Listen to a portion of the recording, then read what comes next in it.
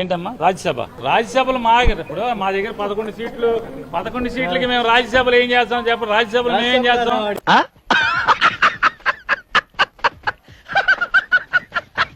గొట్టం కనబడితే చాలండి మన నాని గారు లొడలొడలొడలొడ మాట్లాడతారు. ఎవరు మాట్లాడమన్నారు నిన్ను?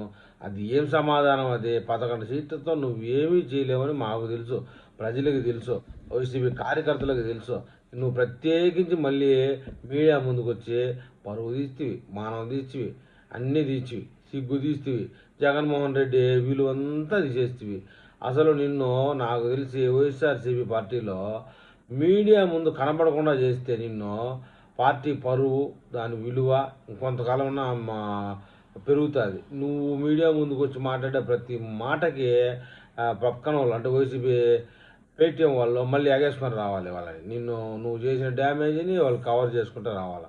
నిన్నగాక మన ప్రధానమంత్రిని మాట్లాడినావు, మళ్ళీ అదే ప్రెస్ మీట్లో నాకు తెలియదు లేబ్బా, ప్రధానమంత్రికి తెలుసులే, ఆయన అనుభవజ్ఞులని చెప్పి మళ్ళీ మాట మార్చు. ఈ మధ్యలో ఎవరికి పోయింది విలువ? జగన్మోహన్ రెడ్డి విలువ. ఇక మీదటన్నా మైకు కనబడితే మోహన్ బాబులాగా రెచ్చిపోకుండా కాస్త ప్రశాంతంగా మాట్లాడేది నేర్చుకో నాని గారు.